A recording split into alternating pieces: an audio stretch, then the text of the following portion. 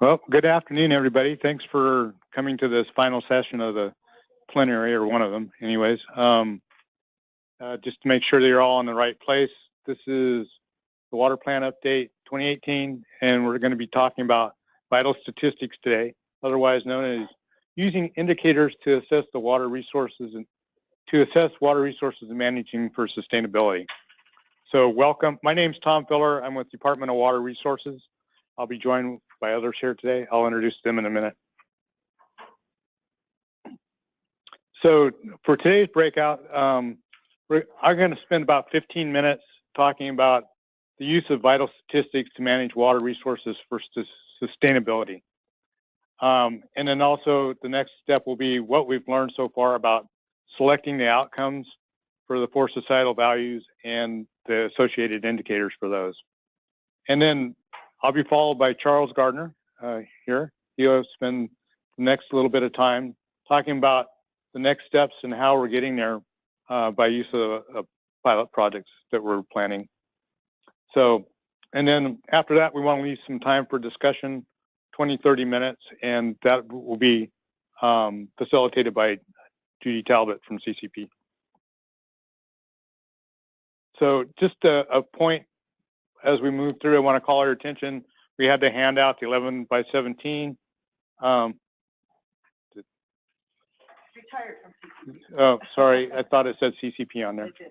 So my apologies. But anyways, call your attention to the handout, the 11 by 17. It's a list of the 4 societal values, the associated outcomes for each one of those values, and the proposed indicators that we have at this point in time. With that in mind, the list of indicators, I think there's 44 tied to the 44 outcomes. We've winnowed that down from over probably like closer to 150 that we collected throughout the course of the spring and summer in our discussions with various state agencies, internal discussions with DWR staff, NGOs, and others, and also with like the QIMP, the California Environmental and Water Modeling Forum. It's always a mouthful for me. So anyways, that's in front of you, and also there's a background of the pilots or the pilots for the Russian River and the program. So, and some background also associated with some of the work we've done for the indicators in Chapter 2. There's also, you know, you'll read through there as far as a breakdown of the different chapters, which was explained this morning. But basically for the sustainability outlook, we want to ask some questions, and just briefly, we'll cover this here. I want you to have these in the back of your mind as we're moving through the presentations. We'll come back to these in the end. And so what indicators do you think are vital, like the top 10 out of that list? Where do you see the nexus with the local and regional planning efforts? What questions do you hope the pilots will answer? How do you see the sustainability outlook supporting a greater alignment with state agencies, local and regional, et cetera? And then what other kinds of indicators do you think we need to address governance, alignment, regulatory effectiveness, et cetera? We haven't quite got there yet, and that's kind of the next step. What you've got in your hands here are more related to the physical indicators of a water management system. So that said, the role of vital statistics in sustainable groundwater management, what is that exactly? Well, there's a definition of sustainability that's in the program. I'm not going to spend a lot of time on this, but just to say that it's not an endpoint, but an ongoing, resilient, and dynamic balance among the 4 societal values that you've heard so much about. So the approach in 2018 for the sustainability outlook, we put together a tool for evaluating water resources for sustainability through the lens of the 4 societal values. And those values are, public health and safety, ecosystem vitality, a thriving economy, and enriching experiences. So what we want to do with the outlook is target the water outcomes we want to achieve. And and those are what you'll see on the page next to the 4 societal values, the outcomes. And so what we want to do with those outcomes is assess how we're progressing with those. Are we making progress towards sustainability? And we want to do that by the use of indicators. And then by using those indicators and making an assessment, we're going to look at recommended actions to address areas that need improvement. This time around, we've started with recommendations that we already know pretty well that came out of 2013. We've rounded those out for 2018, and we're going from there. And if you've seen that, it's also in the program, but that diagram that's associated with the brochure for Update 2018, we're kind of jumping into that circular process. And then from there, using what we know from the assessment, we can adjust as we go forward for actions that are not working as were intended. So we can adjust funding mechanisms or regulations or legislation as we need. So what do we mean by vital statistics? Well, for human health, it's vital signs that are the physical conditions routinely monitored by medical professionals to assess a patient's general overall health. That's your temperature, pulse, respiration rate, blood pressure, etc. Those vital statistics that you go into the doctor, they take almost every time you go in. For the outlook, we mean something similar. Those are vital statistics which refer to key data-based indicators that we can use to assess the overall health of California's waters and related resources for sustainability across the 4 societal values. And we would like to have those based in data and also that are usable throughout the state at different watersheds, So what we've learned so far through our discussions with others and our evaluation, that what we'd like to see are indicators that are representative. They directly measure desired outcomes, and they can use to be representative of how well we're doing or measure those outcomes for how well we're doing. Data viability, it should be available and accessible, validated, comparable over time, and complete. That's not always easy, and it's one of our challenges too, as you'll see.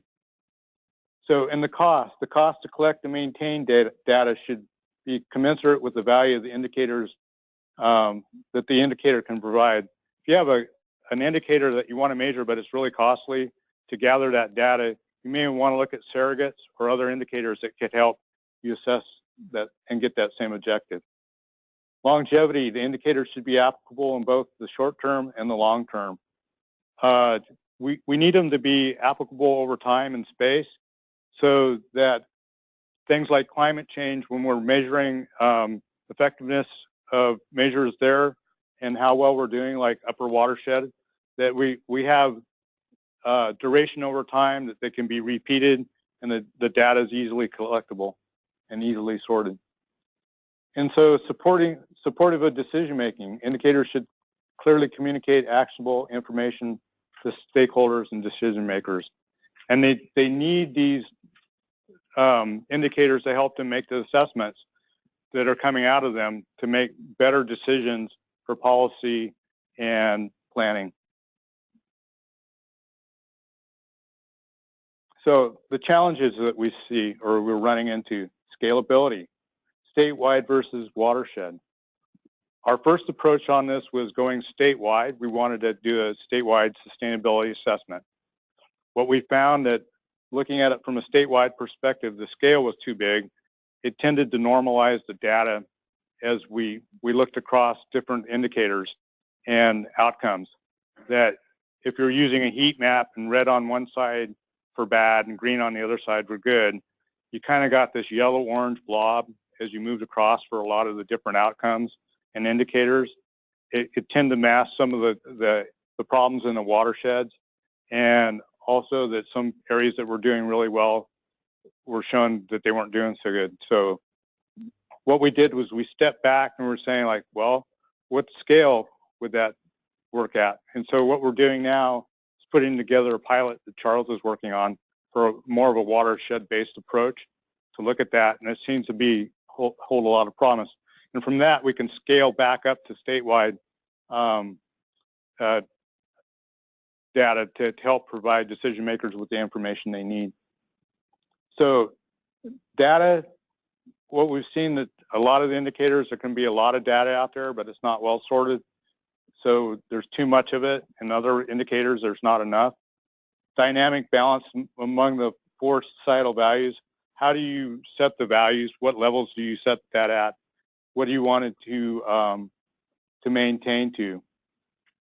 Indicators can also apply to more than one outcome in different ways. So that can be a challenge, but not necessarily a bad thing. You can use a single indicator sometimes to measure different things, and sometimes they have a correlative effect, but not always. And then also that sometimes when you're planning on doing one thing for one set of outcomes and using indicators, you might see that what you're planning has an effect on a different set of outcomes to the negative. So we don't want to exacerbate situations as we move forward. And then the focus has been on the physical and social conditions for now. That's what you see in front of you in that handout. But we also need a means to assess governance, funding, regulatory, economic, et cetera. And we've been joined by other partners here in the room, that Water Foundation, Mike Myatt, that they've come on, they've done some work there, and we're going to include that into the pilots, but we're not quite there yet. And we'll be holding workshops in the future to talk about those types of indicators in the near future. So where we're at today is, I don't know if you can see that, but basic indicators, the core indicators, generally apply throughout the state, are easy to measure and simple to understand and take action on. That's where we're at. That's what we'd like to come for the vital statistics or vital indicators for 2018. Get this core set. We'd like them to be usable throughout the state for the different watersheds, but we also understand that each watershed, and that goes to the watershed indicators, what kind of the next step and what the pilots are going to get to. Each watershed has its own set of issues or own set of indicators that they may want to look at that are different from others, species of concerns, water quality issues, et cetera, land use. And so if we can use the basic indicators, is if you're like building a house or buying a car as a basic set, so you frame it out and then you can start trimming it out with the types of indicators for a specific region or watershed based on that. And then what we'll probably find for in the future that we're going to need some different indicators, more advanced indicators, that some of the indicators that we have aren't quite giving us what we need to assess or give us the decision tools that we need. So those are going to require a higher level of investment to collect, manage, and apply, but that are capable of influence management decisions more effectively over the longer term.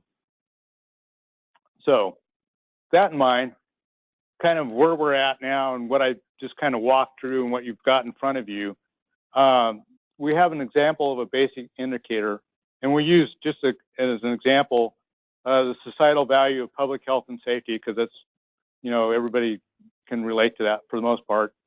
And that's kind of the abstract. You say, what's public health and safety?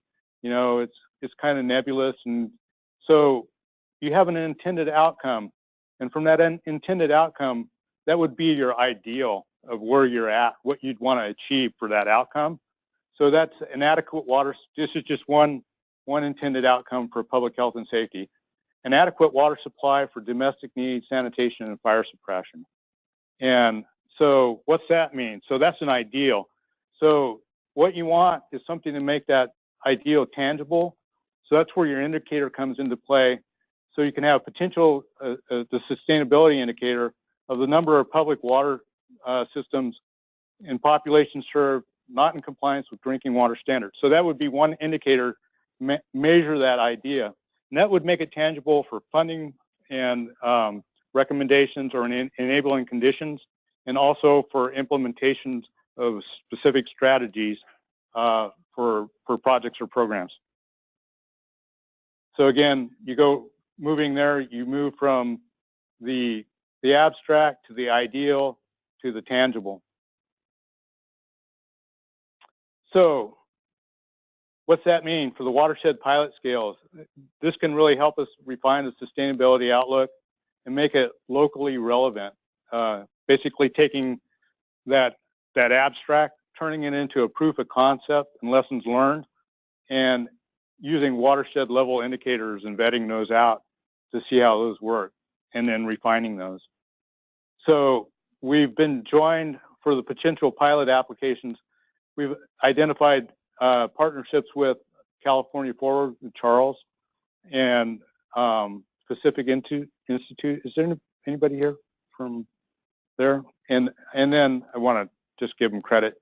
And then the Water Foundation, we've been joined by Mike Myatt today.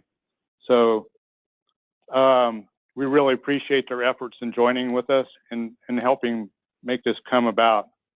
So that, I'll hand it over to Charles and let him talk about the pilots. Is that on? Okay. Okay, I'm left-handed, so I have to go to this side of the room.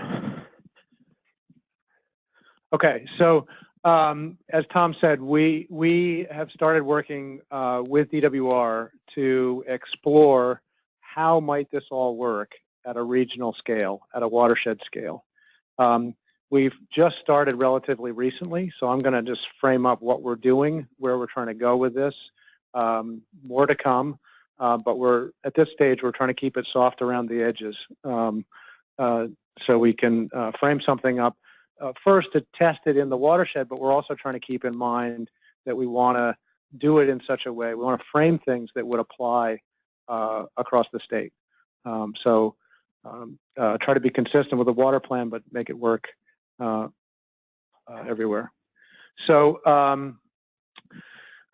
first, what are we focusing on? We're trying to develop a conceptual framework for how this water plan could unfold at a watershed scale. So one part of that is this outcomes and indicators piece. Other parts include the other parts that are coming in the water plan. So things around governance, the whole issue of regulatory alignment, and funding and finance. So in this pilot, we're actually trying to frame up all of those things. So today I'm going to focus on the outcomes piece, but I'll make some mention of the other parts as well. So the team we have, as Tom mentioned, is I'm working with California Forward. California Forward is a nonprofit focused on governance in California, on public policies issues. They're also the convener of the California Economic Summit, which is a network of business and civic leaders focused on triple bottom line growth in California. The summit has set water as one of its 3 big challenges for California in the next 10 years. This directly relates to that work. How do we enhance regional governance to accomplish these integrated water management goals? Pacific Institute is part of the team. They're bringing a perspective through the lens of corporate or business water stewardship.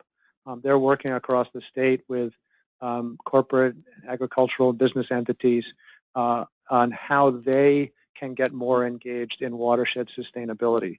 So they're bringing that kind of perspective to the work here. The Water Foundation, Mike's here.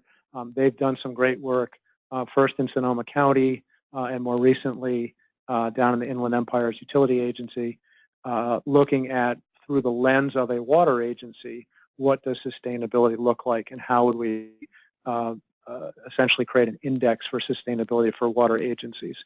So they're bringing that piece to the table. And then we're going to be working with Russian River stakeholders, some of whom you've already heard from today, the Sonoma County Water Agency, but also Mendocino County and others that have been working quite collaboratively over the last 15 or 20 years on regional water management and watershed management. So we want their input as well, and I'll talk about that in a minute. So what are we trying to do here? What is our approach? First, we're trying to synthesize work to date on watershed sustainability outcomes and indicators.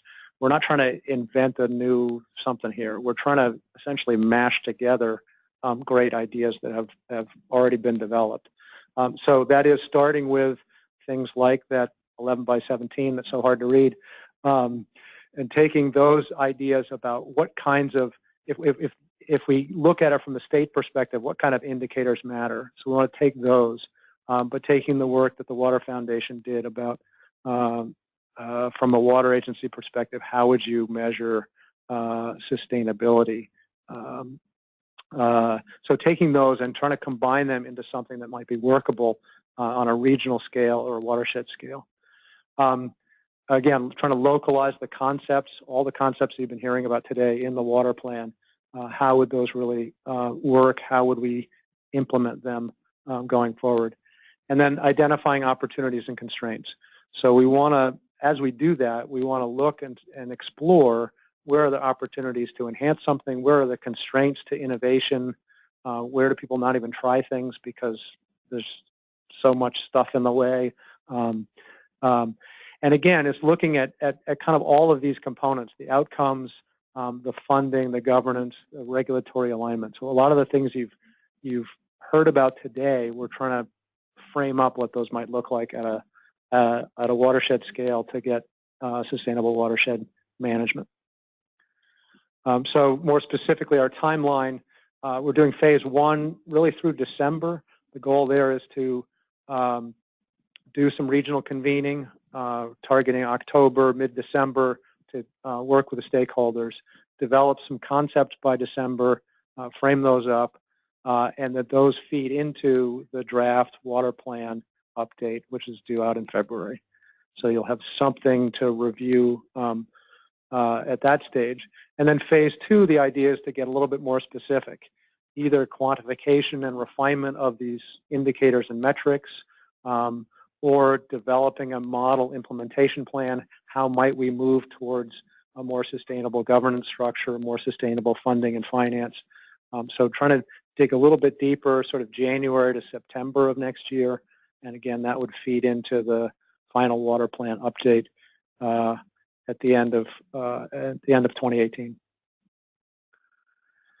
So I don't have quite the detail developed that you see on the 11 by 17, but generally, I mean, we want to build off this framing of these societal values out on the right-hand side. But our initial concept is that those are hard to connect specifically to different metrics. But if we think about at a watershed scale, what are the things that matter? The first 3 things here, the physical, chemical, and biological conditions of the watershed, are classically the measures that you use to look at watershed conditions. They happen to align pretty nicely also with different regulatory processes. So there's an artfulness to that might really help the regulatory alignment and some other challenges we have on watershed management. The next 3 are certainly related to water management, but maybe a little harder to connect directly. So the landscape issues, such as open space, groundwater recharge areas, those kinds of things. There may be some direct connection, but there may be also some more indirect connections. But they're things that we want to pay attention to. Air quality is similar. I think the big one is greenhouse gas emissions, implications of that, and paying some attention to that as you do watershed thinking.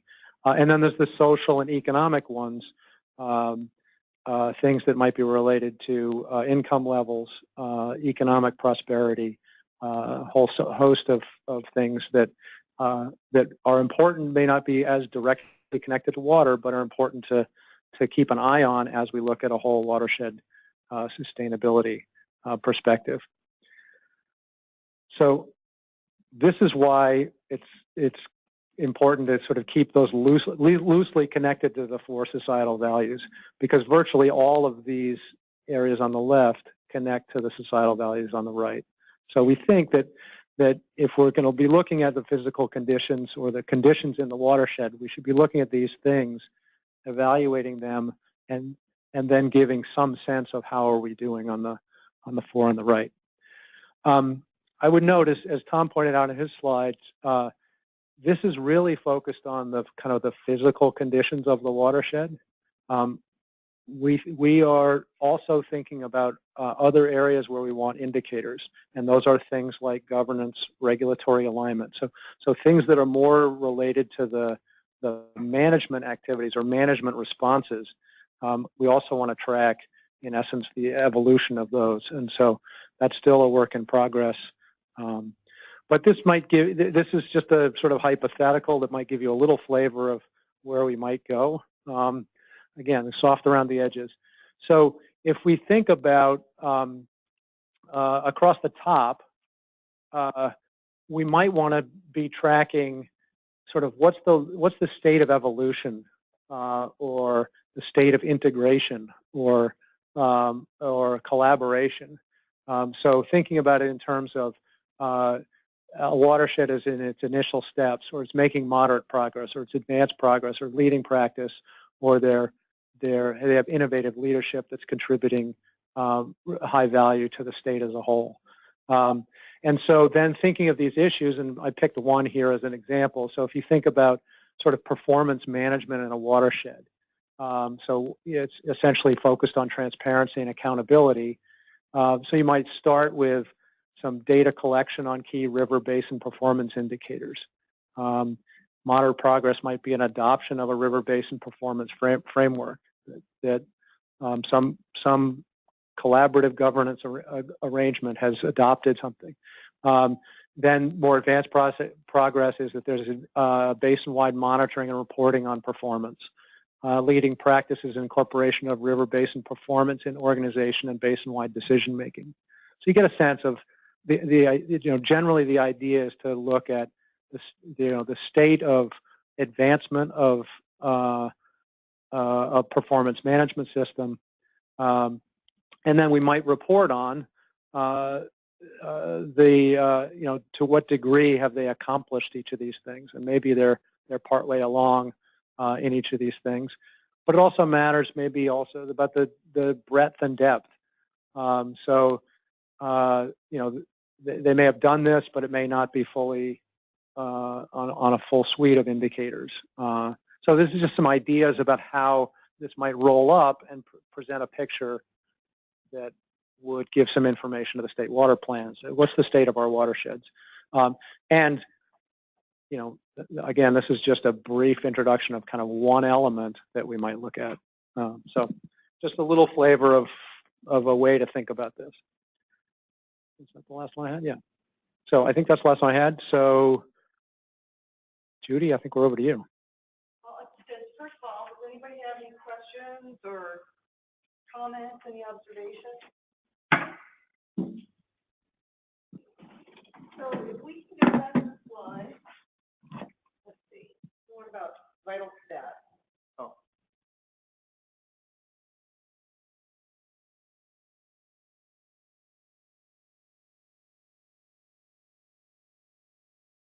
If we use this medical analogy and all across the right,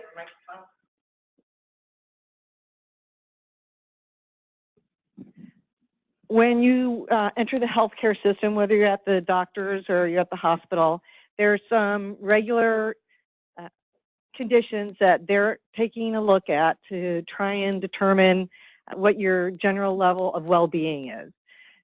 And no matter what hospital or what medical facility you go to, they're all pretty standard. And now with online medical care, people can look at what those diagnostic tools are and say, okay, the patient's condition is good, fair, poor, trending up or trending down. If you look at your large handout, there's a lot of indicators that have been worked on, and this has actually been narrowed down from, I think, a list of 100 down to a list of 40, but that's still a lot of measurements that need to be taken. What we'd like you to do is take a couple minutes to look at this, and what we're going to ask you to do is, in your opinion, what are the 4 indicators that would be most important to tell us about how water management sustainability is doing? So if we want to know the status of water management sustainability across all levels, what 4 indicators would you want to make sure are being tracked? We're going to come back to you in just a few minutes.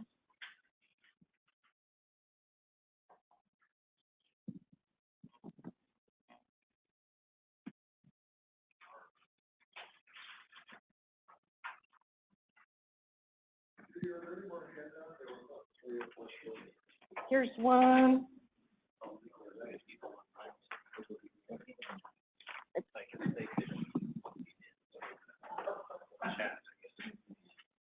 Can we have, I'm going to take yours. Another one? Oh, no, who else needs one? Okay, Betty's sharing. Anybody else need one? Okay.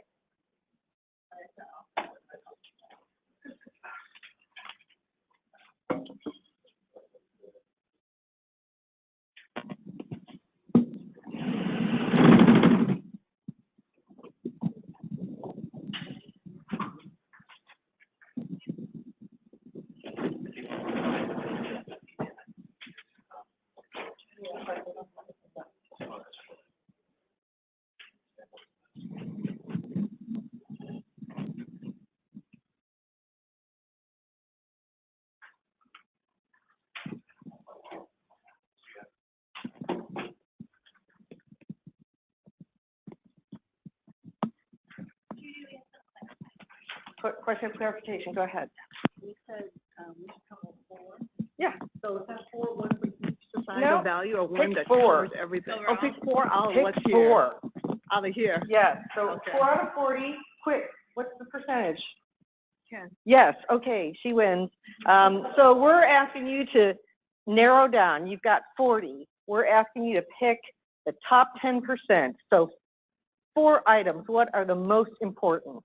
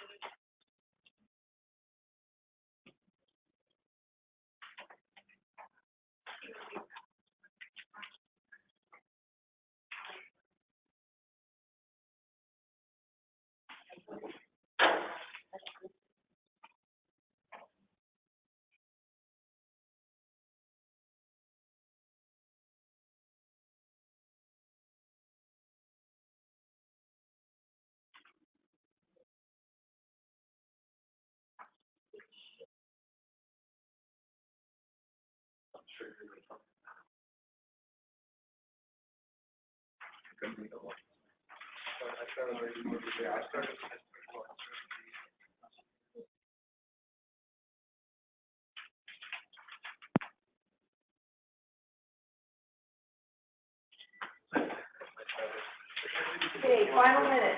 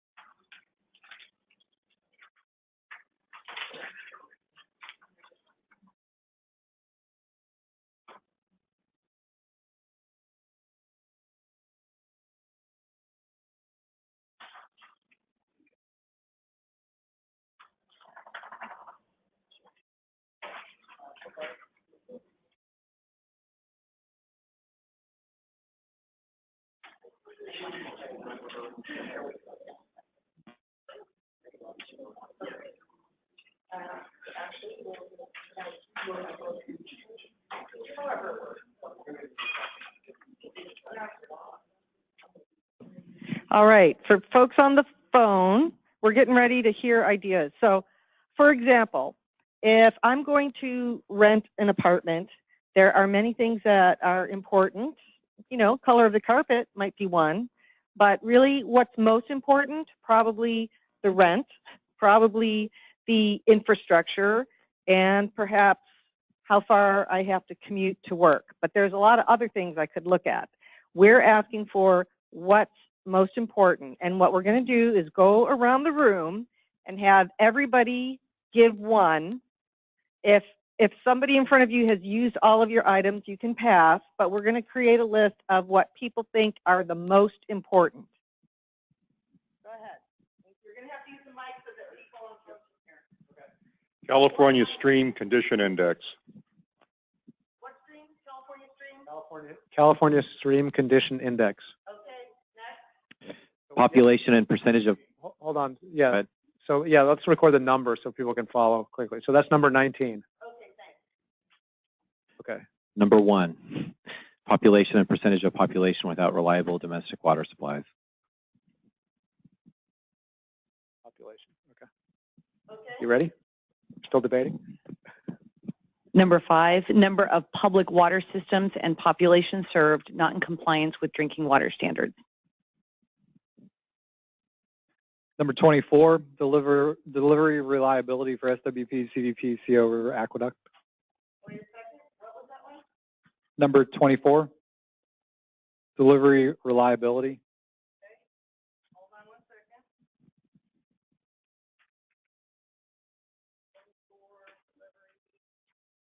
second. SWP, CVP delivery. Yeah. Go ahead. I'll go with number 2, population and percentage of population without access to reliable sanitation.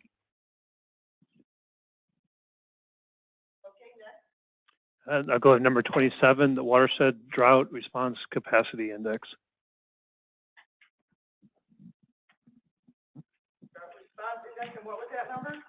27.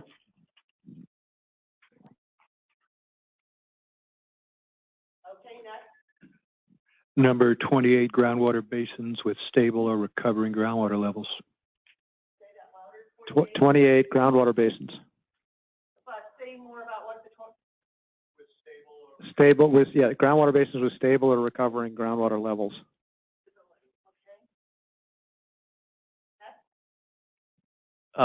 We got 3 of my 4, but the 4th was number 25, which is real cost of water to end user.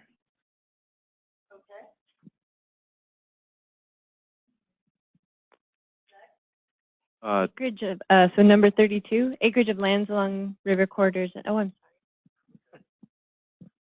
Number 32, say that again. pardon me.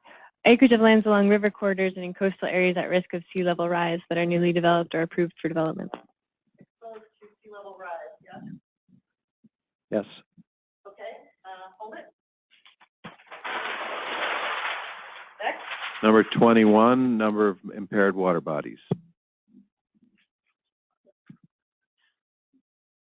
Okay. I go for 13, population within floodplains with equal to or greater than 1% chance of flooding. And what number?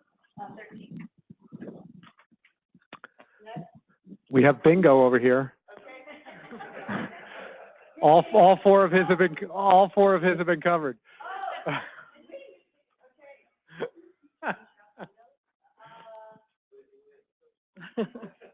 Okay. Let me go there. So the only reason we have one left is because we actually selected 5. Oh. Okay, all right, go ahead. Number 44, average distance to water-related recreational resources.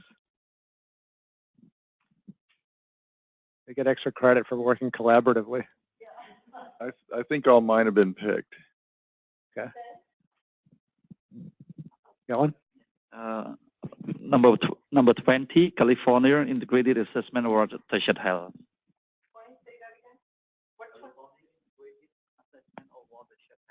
California Integrated Assessment of Watershed Health. Get that right? Yeah. Anybody else? Well, you said only had one left when I was here before. I'd give it to Karen. Okay. Sure. Number 36, value of assets within floodplains with equal to or greater than 0.5% chance of flooding. Say that again. Oh, is number 36. 36, value of floodplain assets with a greater than 0.5% risk of flooding. Did I remember that correctly?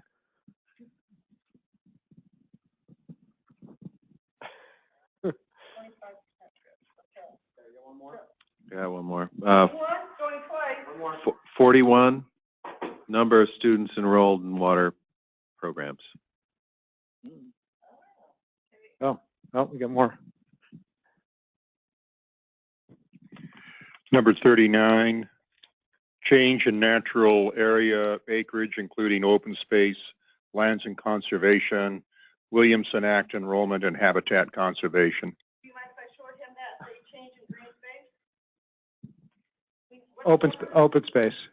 Change in open space. It's 39, is that right? 39. I actually have one more. I have two more, but I'll give you one. It is the item number 12, urban population without state-mandated urban level of flood protection.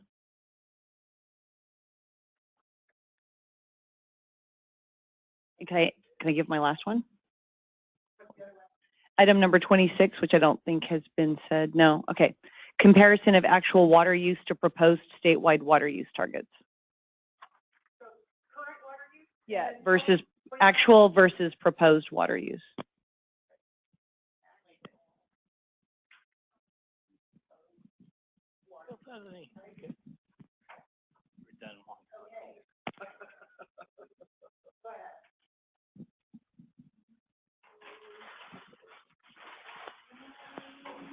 So I would guess that we've got 18. Thank you. So we've got 19. So out of the 40, we've narrowed it again by half, and these are a manageable number that people can start looking at.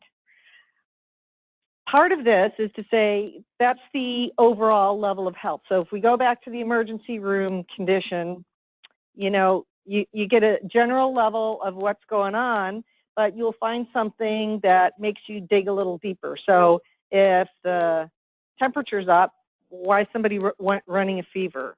So you'll do a deeper analysis.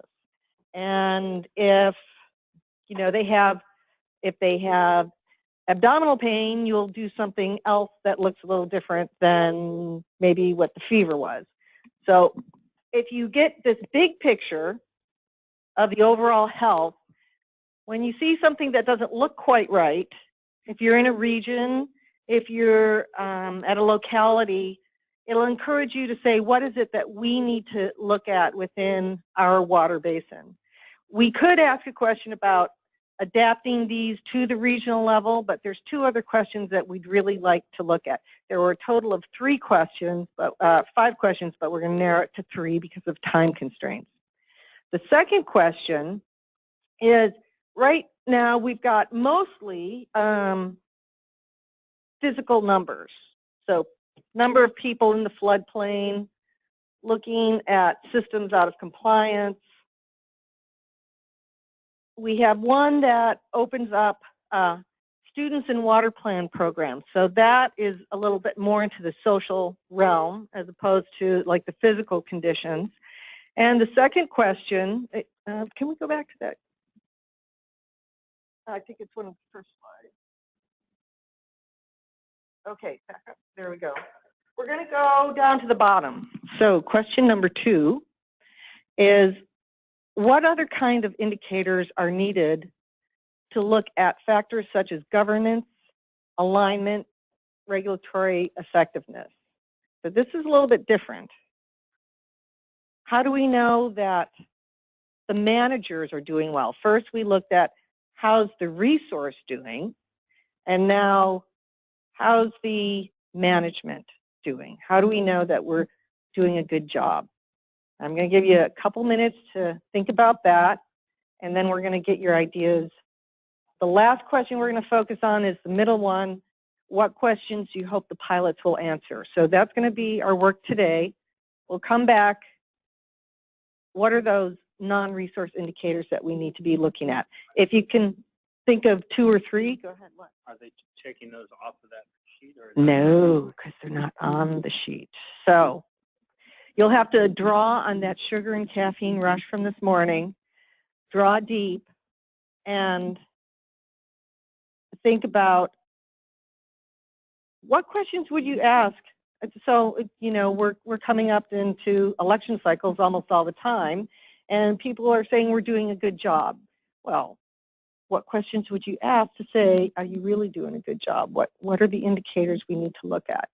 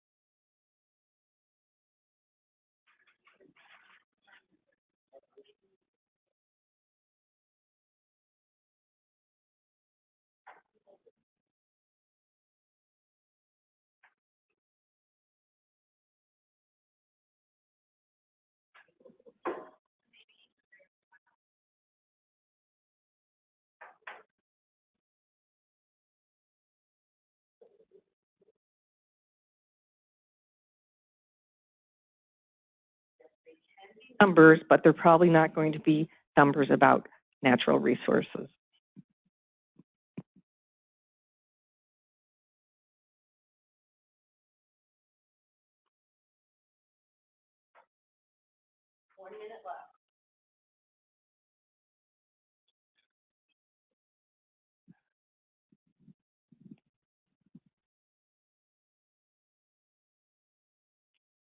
You want to go first? since you want to get to one thing,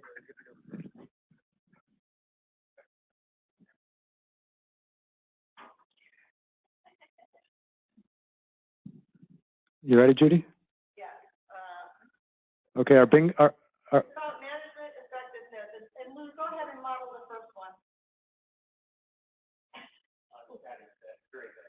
I'm a former regulator, so we used to define regulatory effectiveness as everybody's unhappy, then we're doing a good job. Then it's fabulous success, right? Okay. Okay, our bingo winner's going first. Yes, bingo goes first. So I have the flip side of that, Lou, which is the number of points of contact that a local agency is required to make before they can take action within the watershed. The smaller the number, the more happy people there are. That's a good one. So this has to do about requirements, yes? Yeah. So regulatory effectiveness. You have to go and talk to 5 different agencies, serially, you get 5 different permits, none of which talk to each other, or you can contact one entity and then make sure. So fewer is better. You do it.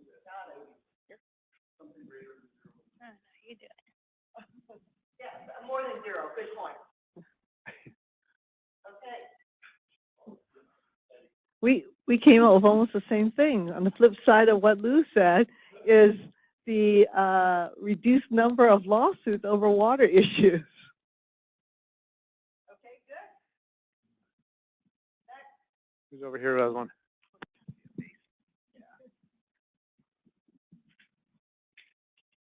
The thing I came up with is having a real clear plan and then the ability of the watershed to actually stick with it versus some new shiny object that people go off on a tangent and they never actually achieve any success.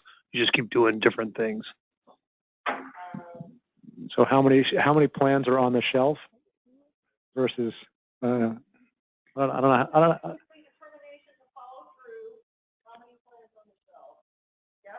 Yeah, fewer plans on the shelf, more plans in action, right?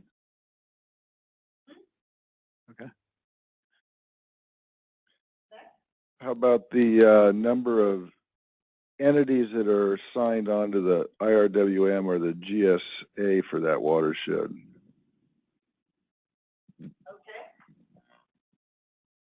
So collaboration commitments kind of thing. Yeah.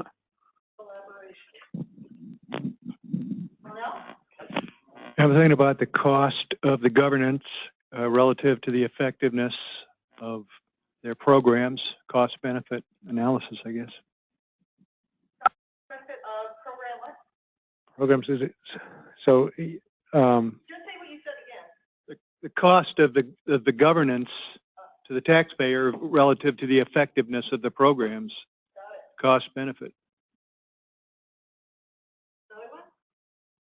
Else? How about decrease in recovery time addressing extreme conditions? So resilience. Recovery time after extreme event, right? Speed or sort of efficiency of fulfilling new commitments or complying with new regulations. Speed of compliance, or what was the first one? New? Efficiency or plan?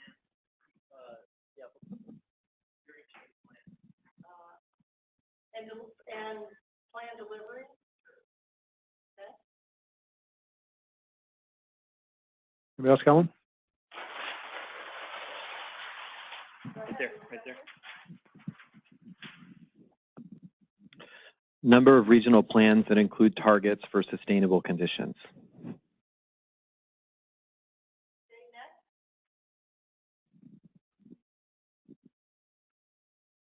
Nothing else? No other? Okay. No, I got one more. Oh, I sort of have one, but the actual effectiveness of the program, like, does it actually reduce those indicators?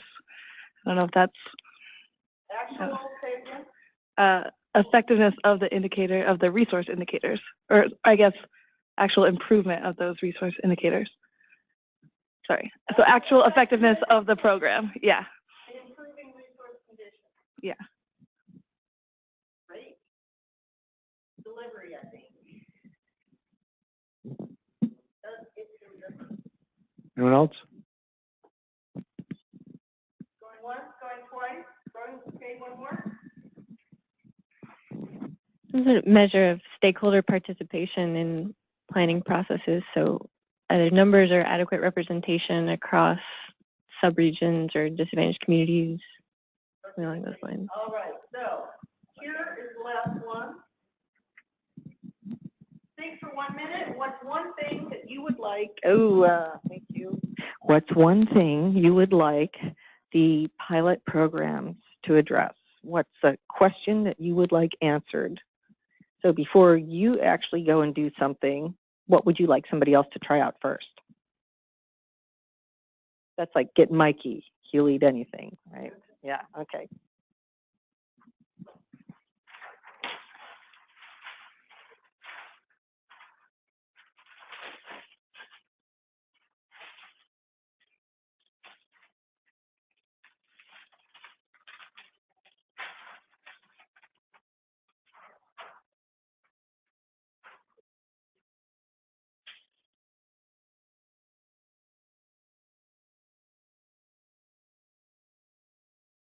All right, this is going to have to be rapid fire so that we can get to the closing. Going.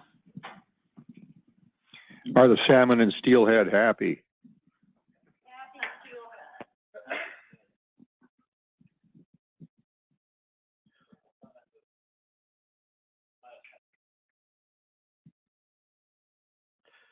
How to build something that encourages action.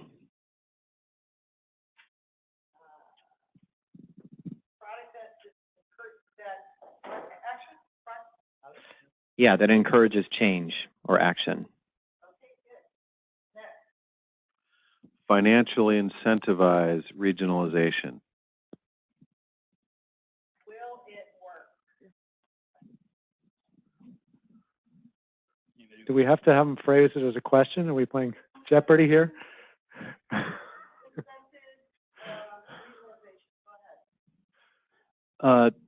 I would be curious if the pilot project helped to streamline any water transfers without cutting corners.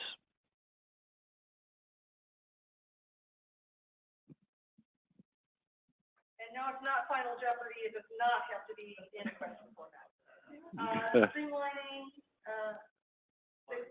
water transfers without sacrifice, right? Okay, next. What were the unanticipated challenges? Unanticipated challenges. Oh, she did ask a question. She did. Double Jeopardy. Anticipated challenges. You guys? Can a change in riparian water rights timing benefit both public trust and the consumptive use? Change in water rights. Riparian water rights. Yep.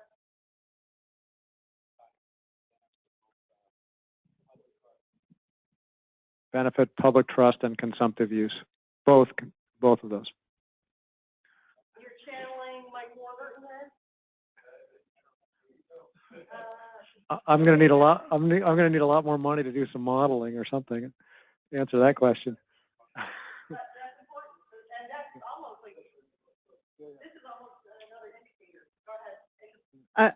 I would like to see the pilot demonstrate which of those measures are actually measurable and whether they actually demonstrate the sustainability of the resource. Demonstrate A, what's measurable, and B, The actual sustainability of the resource. relevant to sustainability, yes? Right. Anyone else? Anyone else? Yeah. So does it, so somebody asked earlier, does it deliver? And this is the question, that's part of it. Others. Okay. You guys have been great. Excellent. We have a final wrap up. Let's show some appreciation to Mike and Charles for the work that was put into this. Tom and Charles. And at this, there is a final concluding session back in the main room, and there may be cookies left. So I know that you really drew down hard on this, so thanks so much.